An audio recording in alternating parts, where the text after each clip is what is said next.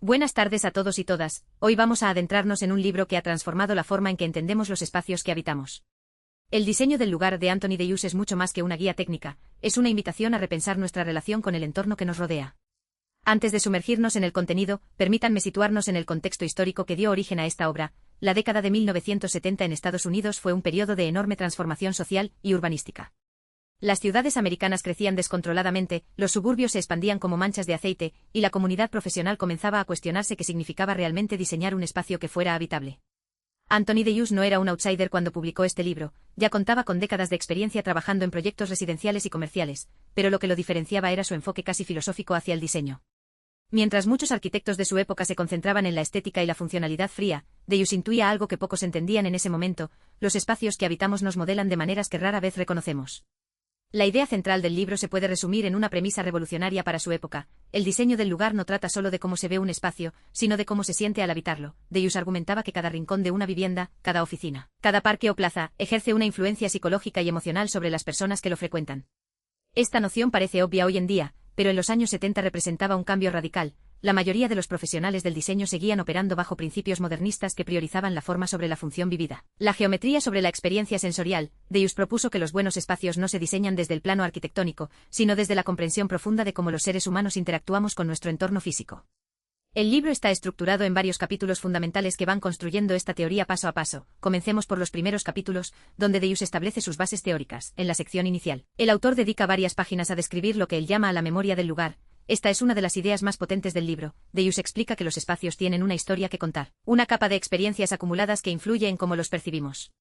Imaginen por un momento una casa antigua con vigas de madera, pisos que crujen y ventanas que dejaban entrar la luz de maneras particulares. Ese tipo de hogar no es solo una estructura, es un depósito de memorias, de risas, de momentos importantes. Deus argumenta que un diseñador responsable debe escuchar estas historias antes de proponer cualquier cambio.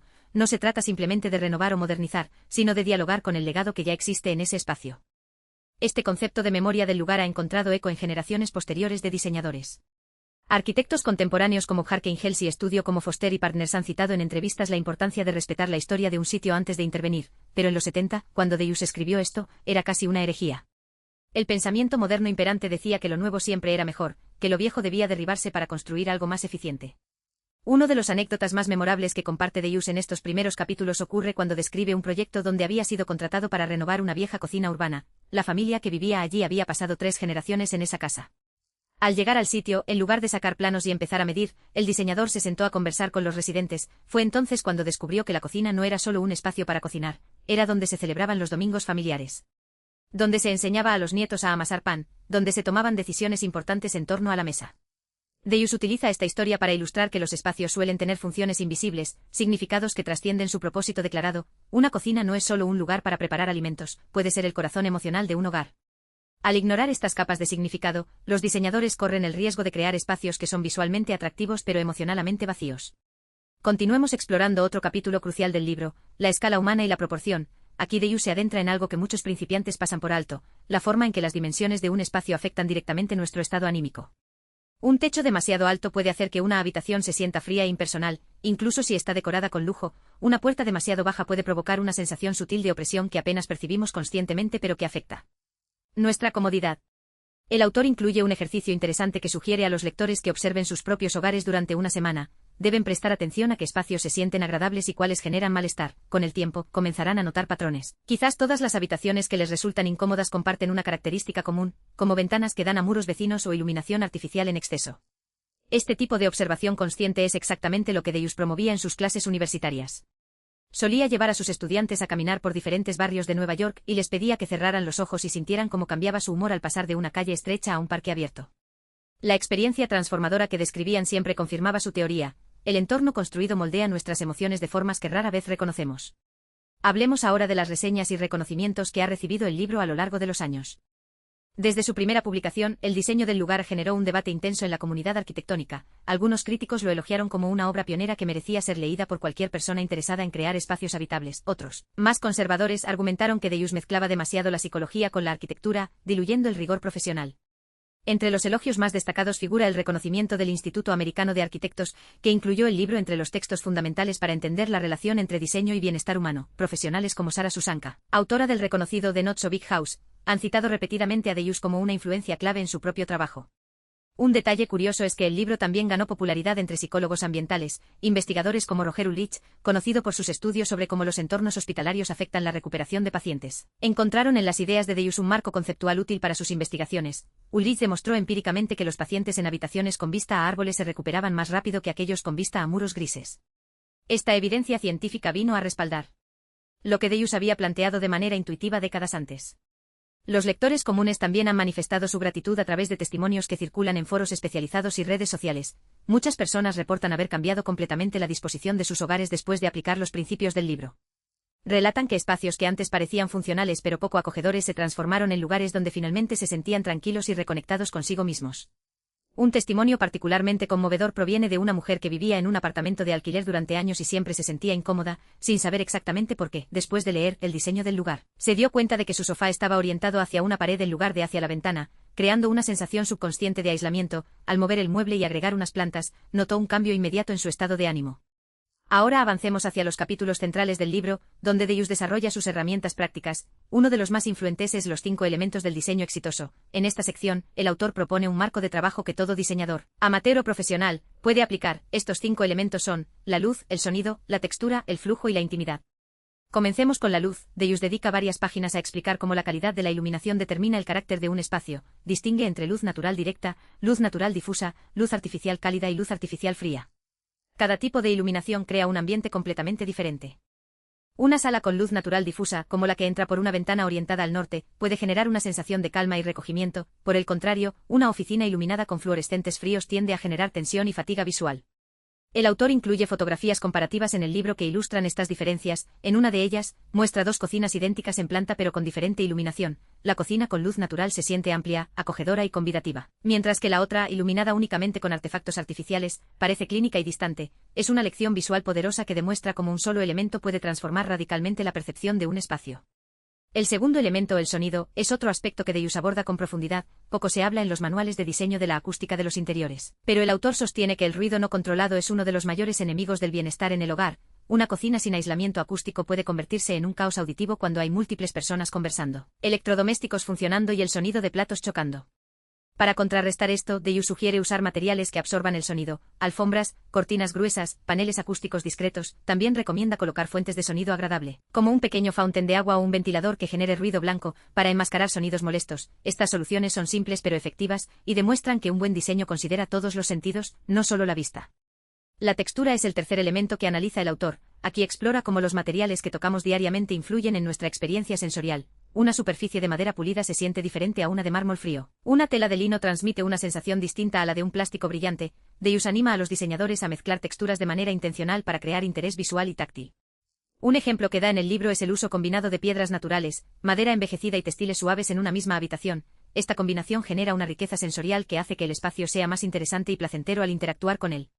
En contraste, una sala completamente revestida en materiales lisos y brillantes, como vidrio y acero, puede resultar mente limpia pero emocionalmente fría. El cuarto elemento, el flujo, se refiere a la forma en que las personas se mueven a través de un espacio. Deuss argumenta que los diseñadores a menudo piensan en términos de divisiones estáticas, paredes, puertas, pasillos, pero que los espacios también deben permitir movimiento fluido. Un hogar bien diseñado permite transiciones naturales entre áreas privadas y públicas, entre espacios de actividad y espacios de descanso. Para ilustrar esto, compara 2 layouts de casas similares. En una, el corredor que conecta la entrada con la cocina es estrecho y directo, generando una sensación de tránsito apresurado. En la otra, el mismo recorrido incluye una pequeña curva y un banco integrado que invita a detenerse. Aunque físicamente recorren la misma distancia, la segunda configuración crea una experiencia más agradable y menos estresante. La intimidad es el quinto elemento y cierra el círculo de manera muy inteligente. Deuss explica que ningún espacio es verdaderamente acogedor si no ofrece grados variados de privacidad. Una sala completamente abierta donde no hay rincón donde refugiarse puede sentirse invasiva para algunas personas. El autor sugiere crear zonas más pequeñas dentro de espacios mayores, usando estanterías, cortinas o cambios de nivel para definir áreas más íntimas. Continuemos con otro capítulo fundamental, la conexión entre interior y exterior. Aquí Deuss desarrolla una de sus ideas más queridas, la importancia de integrar el mundo natural en nuestros espacios habitados. No se trata simplemente de colocar una planta en una esquina, se trata de diseñar interfaces fluidas entre el interior y el exterior. El autor describe proyectos donde grandes ventanales permiten que la luz del atardecer se filtre hacia el interior, creando juegos de sombra que cambian a lo largo del día. También habla de patios interiores, jardín suspendidos y terrazas que permiten a los residentes sentirse conectados con la naturaleza sin salir de casa. Estas soluciones no solo mejoran la estética, tienen efectos medibles en la salud mental de las personas. Estudios posteriores han confirmado lo que Deus intuía: pasar tiempo en espacios que incorporan elementos naturales reduce los niveles de cortisol, la hormona del estrés. Un estudio de la Universidad de Michigan encontró que los trabajadores que tenían vista a jardines desde sus oficinas reportaban menores niveles de ansiedad y mayores niveles de satisfacción laboral.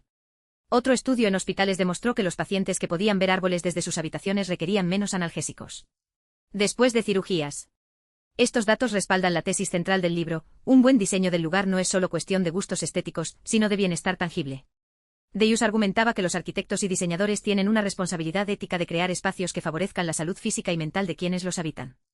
Otro capítulo que merece mención especial es el diseño para diferentes etapas de la vida. Aquí el autor aborda cómo los espacios deben adaptarse a las necesidades cambiantes de las personas a lo largo del tiempo. Una familia con niños pequeños necesita espacios seguros y flexibles, una pareja adulta que envejece requiere accesibilidad y comodidad, un profesional que trabaja desde casa necesita zonas de concentración claramente diferenciadas. Deus propone que los diseñadores piensen en términos de flexibilidad y adaptabilidad. Las paredes móviles, los muebles modulares, los sistemas de iluminación ajustables son herramientas que permiten a los hogares evolucionar junto con sus habitantes. Esta visión contrasta con la tendencia predominante de diseñar espacios estáticos que quedan obsoletos rápidamente. El autor también se ocupa de temas menos convencionales pero igualmente importantes, como el diseño de espacios para personas con discapacidad, en una época donde la accesibilidad era tratada como un añadido secundario. Deus insistía en que los buenos diseños deben ser inclusivos desde el principio, no como afterthought. Sus propuestas incluían rampas elegantes integradas en la arquitectura, umbrales invisibles entre niveles y sistemas de control ambiental accesibles para todos. Hablemos ahora de algunas críticas que ha recibido el libro a lo largo de los años. No todo ha sido elogio. Algunos académicos han argumentado que Deus mezcla conceptos de diferentes disciplinas sin una base teórica suficientemente rigurosa. También se ha señalado que ciertas soluciones propuestas pueden ser costosas o difíciles de implementar en contextos de bajos recursos. Sin embargo, estos cuestionamientos no han debilitado la influencia del libro, al contrario, han estimulado discusiones fructíferas dentro de la comunidad profesional. Jóvenes diseñadores han tomado las ideas de Deus y las han adaptado a nuevas tecnologías, como la domótica y los materiales sostenibles. Esto demuestra que una obra verdaderamente groundbreaking no teme al escrutinio, más bien, lo usa como combustible para evolucionar. Uno de los aspectos más apreciados del libro es su estilo de escritura accesible. A diferencia de muchos textos académicos llenos de jerga técnica, Deus escribe de manera clara y directa, usando historias y ejemplos cotidianos. Sus párrafos fluyen con naturalidad, como si estuviera conversando directamente con el lector. Esta cualidad lo ha hecho popular tanto entre profesionales como entre legos interesados en mejorar sus hogares. Otro elemento distintivo es su enfoque interdisciplinario. Deus no se limita a la arquitectura, también incorpora insights de la psicología ambiental, la antropología cultural y hasta la filosofía. Cita a pensadores como Juan y Pallasmaa, cuyo Los ojos de la piel explora la experiencia sensorial en la arquitectura, y a Christopher Alexander, famoso por un patrón de construcción que propone que los patrones espaciales deben surgir de las necesidades humanas. Esta síntesis de conocimientos es una de las fortalezas del libro, muestra que el diseño del lugar es una disciplina que trasciende fronteras convencionales y que requiere una mirada holística. Los lectores aprenden que crear buenos espacios no es solo cuestión de dominar técnicas de diseño, sino de entender profundamente la condición humana. Ahora, permítanme compartir algunos consejos prácticos que los lectores pueden aplicar inmediatamente después de leer el libro. El primer consejo es observar tu hogar con ojos nuevos. Durante una semana, presta atención a cómo te sientes en cada rincón, lleva un diario donde anotes qué espacios te generan calma, cuál es tensión, cuál es alegría. Este ejercicio de autoconciencia es el primer paso para transformar tus alrededores. El segundo consejo es empezar pequeño. No necesitas demoler tu casa para aplicarlo. Cambiar la ubicación de un mueble, agregar una planta, ajustar la iluminación puede marcar una diferencia significativa. Deus insiste en que los cambios graduales son más sostenibles y a menudo más efectivos que las renovaciones drásticas. El tercer consejo es involucrar a quienes habitan el espacio contigo. El diseño no es un monólogo sino un diálogo. Escucha las necesidades y deseos de tu familia, compañeros de vivienda o colegas. Las mejores soluciones surgen cuando se consideran múltiples perspectivas. El cuarto consejo es incorporar elementos naturales siempre que sea posible. Incluso una pequeña maceta con hierbas aromáticas puede mejorar la calidad del aire y el estado de ánimo. Si tienes acceso a un balcón o patio, cultiva algo, aunque sea modesto. La conexión con la naturaleza es beneficiosa para todos.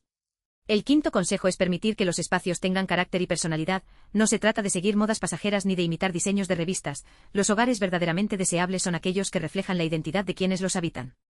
Deja que tus valores, recuerdos y aspiraciones guíen tus decisiones de diseño. Es importante destacar que el diseño del lugar no es solo un manual técnico, es también una invitación a la reflexión filosófica sobre nuestro rol como creadores de entornos. Deus argumenta que cada uno de nosotros tiene la capacidad y la responsabilidad de moldear los espacios que habita, ya sea como arquitecto profesional o como residente ordinario. En sus últimas páginas, el autor reflexiona sobre el futuro del diseño, predice que las tendencias hacia la sostenibilidad y la salud mental impulsarán nuevas corrientes creativas.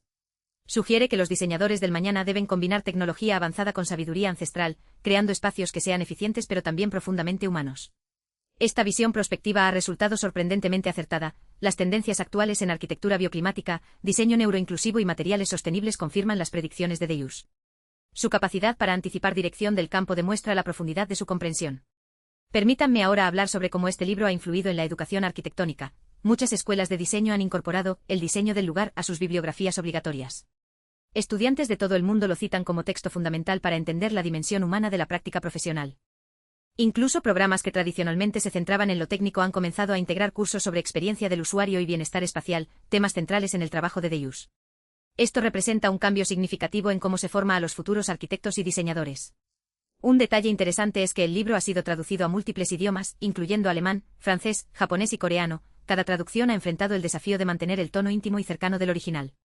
Los traductores han trabajado cuidadosamente para preservar las sutilezas del estilo de Deleuze, lo que refleja el respeto que genera su obra a nivel internacional.